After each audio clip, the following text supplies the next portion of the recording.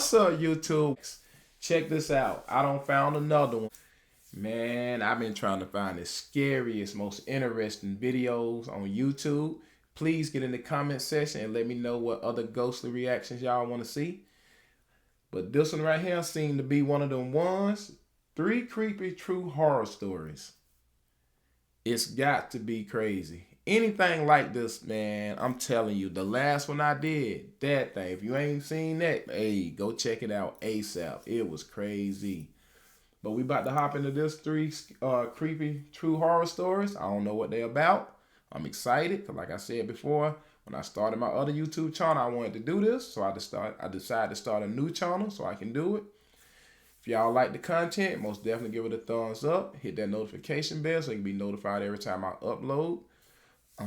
Other than that, man, let's get it. Let's go. See what this is about.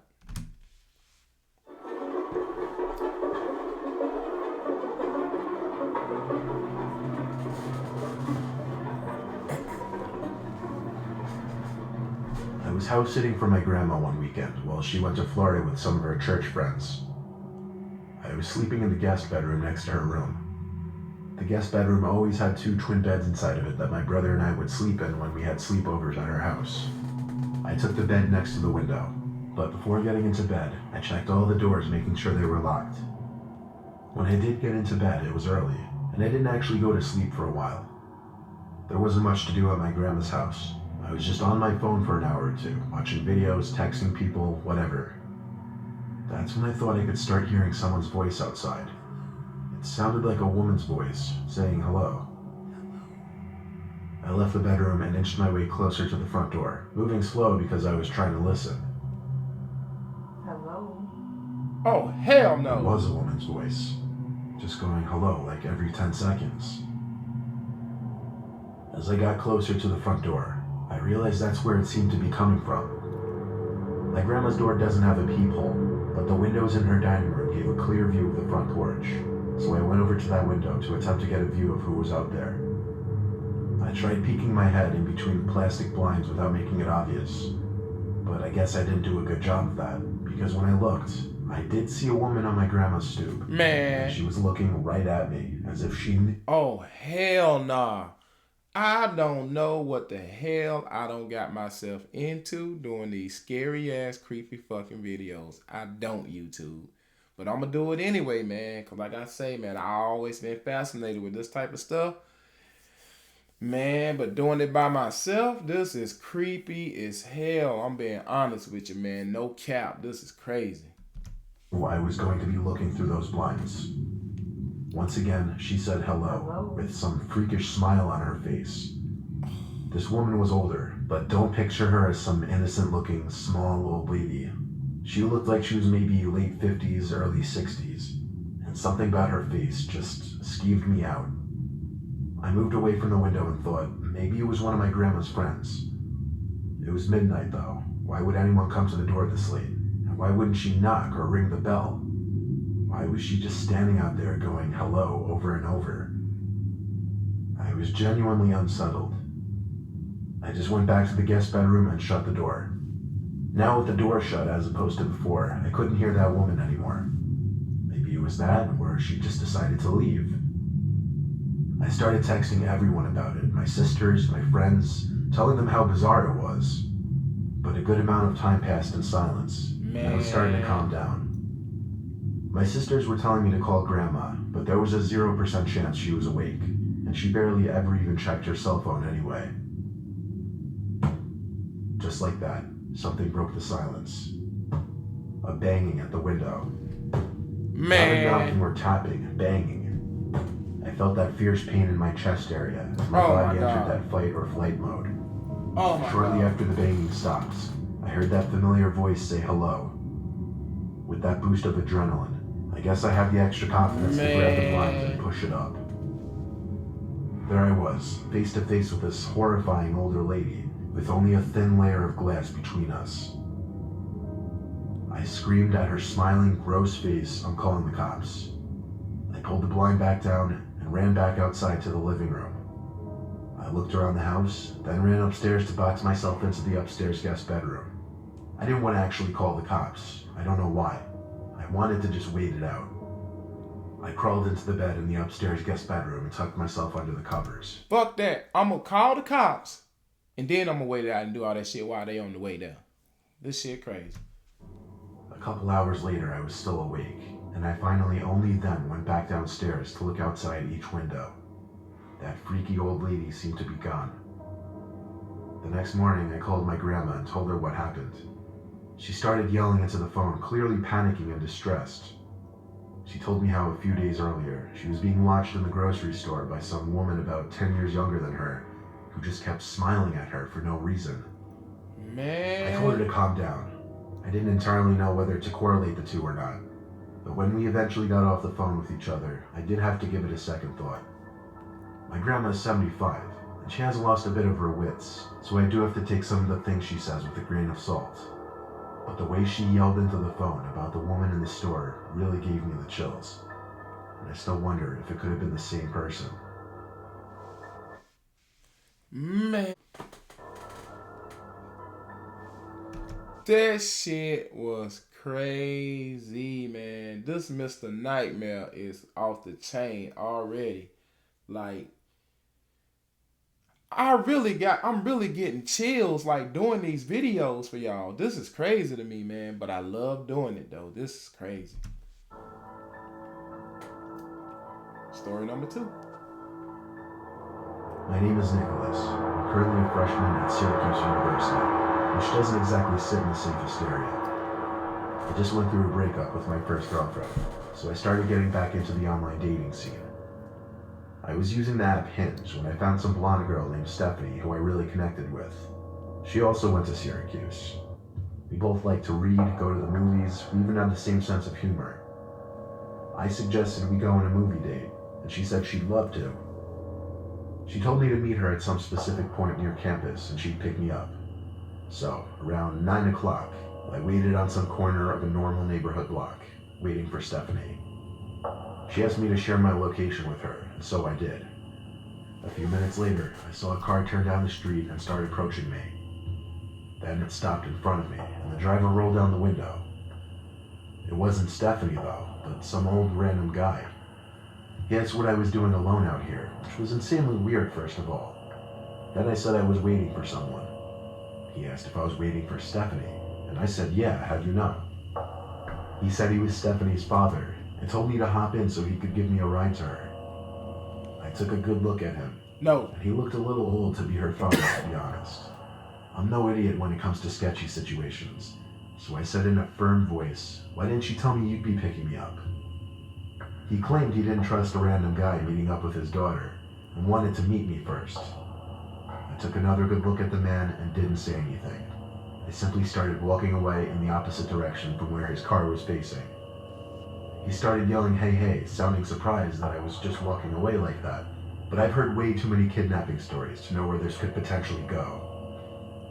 I heard the guy's car moving, and I turned to make sure he wasn't doing a U-turn to follow me. I breathed a sigh of relief when he drove straight and turned left out of sight. I continued walking down the block towards campus. I got to the corner of the block and was just about to make a turn when I noticed what I was pretty sure to be the same car the man was driving, just parked on the side of the road with the light shut off. I briefly tried looking into the window as I passed. Man. The glass was tinted. I tried not making it obvious that I was suspicious and That continued shit. walking. I got a text from this so-called Stephanie person saying, "Why didn't you get in the car with my dad?" I ignored the text and continued walking. I kept looking back to see if the car would move. When I got to an intersection in the road, I turned right and then full-on booked it in the direction of campus. Surprisingly, I wasn't followed. I made it back to campus out of breath and started walking to my dorm building. I felt like I heard footsteps following me though. I thought maybe I was being paranoid, but when I heard a piece of broken glass being kicked by someone's shoe, I knew I was being tailed. I made a point of ducking down behind a van and stopping to give me time to listen for where the footsteps were coming. They were a few cars away from me. Then I remembered. I never stopped sharing my location with Stephanie, or should I say that man. Wow. I saw him. It was that old man. He was approaching from between two cars across from me. He yelled something that I didn't fully understand, but it sounded like he said, "Come back and I'll take you to her." He had to be like 60 something. There's no way he would catch me if I sprinted. I lost him easily when I ran. I made it back to my dorm room. My roommate wasn't there, so I had no one to talk to about it. But when I lay in my bed, I got another text from that man, and it was shocking. It said, "You're a little piece of fucking shit. You're lucky you got away. I would have strangled your ugly ass." I still have the screenshot. I replied saying thanks for the threat, it's going straight to the police, and I blocked his number. I still have the conversation saved as evidence, and I plan on going to the police with it eventually. That shit crazy. They are able to do something about it. Man, you have to be very wary and very careful on social media, the internet. Like, he never met her, apparently, and he had been talking to a guy the whole time. That is insane and mind-boggling, man. Please be safe, man. Don't... That... He almost... Ooh, if he had got in that car... Oh my God. Like I say, man, it's giving me chills, man. These stories are crazy. I don't even want to fathom the thought. Or even like, it'll never happen to me. You know what I'm saying? But like my kids, my family, that's just crazy, man. It's crazy. Story number 3. Just mind-boggling. When I was 18, I had a side job as a part-time janitor at my high school over the summer. I would work sometimes days and sometimes nights, anywhere from 9 a.m. to 12 a.m., depending on how much money I needed. Oftentimes I would be left to lock up the building when the older janitors had left. This was a time before the high school had cameras installed in every single hallway. So one night, one of my superiors, Tom, had to leave early, meaning I'd be finishing up the rest of my shift alone, and I'd be locking up for the night. He told me to text him if I need anything, as he always did, and then he left. I loved it when I was left alone because usually I'd just do half an hour of work and then just hang around on my phone or leave early and still get paid for the whole shift. Definitely pushed it with the things I'd get away with at that place. One of the things Tom asked me to do before leaving was bring all the extra seats in the gymnasium from the assembly down to the basement storage room. So I figured I'd do that, then just go home. I grabbed a stack of 6 chairs and started carrying it down to the basement. The lights in the storage room are very dim. They kind of suck. The whole basement of that school wasn't exactly pretty. It felt more like a basement to a warehouse. Anyway, there were what appeared to be a bunch of art mannequins covered by paint cloths. You know, those big things that look like blankets. It seemed all the school's art supplies were stored down here. I dropped a stack of chairs down where the rest of the chairs were stored, and went back up to the gym to get more. When I came back down with more chairs, I noticed one of the mannequins was exposed now. The blanket was removed from on top of it. Wow. I know for sure it was covered minutes earlier because it was one of the front ones. Wow. I texted Tom saying, "I think someone's down in the basement." He said back, "What do you mean?" And I said one of the art cloths were moved. He took a minute to respond saying no one else should be there. Then I noticed something. The art cloth, tucked in the corner of the storage room, sitting outside of the light that was produced at the center of the room. Man, get the fuck out of there. Something, surely. I started to tiptoe over to it, but when I was a few feet away from it, I realized whatever was under that cloth was moving just ever so slightly. There was undoubtedly someone hiding under there. Oh. I ran back upstairs and locked the basement door. Man. I texted Tom saying someone is hiding under a cloth in the basement. He said call the cops, but I insisted he just come back since he only just left like 10 minutes ago. He didn't want to come back though. He told me to be a man and confront whoever was down there. Shit. So I went up. Fuck that. Ain't no confronting nobody hiding in the basement. You in there cleaning up by yourself. It could be a damn mass murder, a serial killer, or it could be more than one person. Why would you go back and confront it if you don't got away? That was a bad idea. The basement again. However, the cloth was now strewn flat on the floor, and whoever was hiding under there was gone. Wow. Possibly the scariest thing was yet to happen. As I stood in the storage room, there were loud metallic thumps coming from above my head. I looked up and saw indents slowly forming in the large air vent above me. Someone was crawling through the main vent, then just stopped literally above me. And then, bangs. Bangs like whoever was in there was trying to break open the floor of the air vent.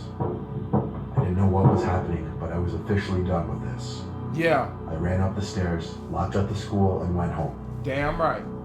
I I told Tom the partial truth the next day, that I thought I saw someone in the corner and it was gone when I went back.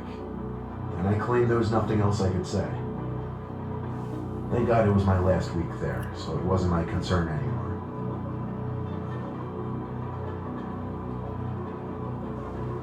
Man. Hell nah. That was crazy, man.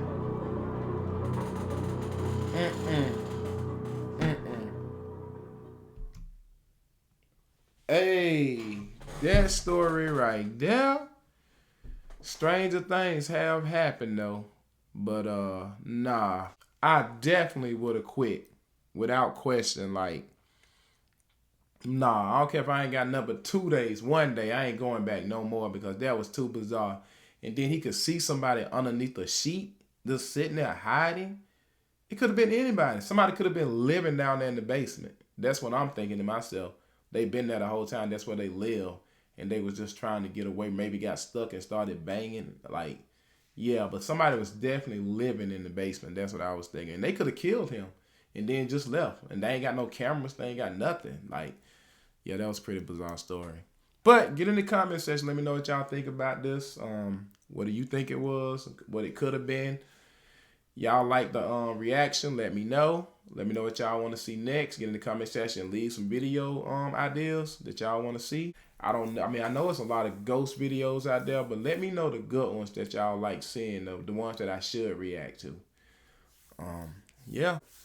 Other than that, I'm gonna holler at y'all in the next ghostly reaction. Let's get it. Let's go. Thanks.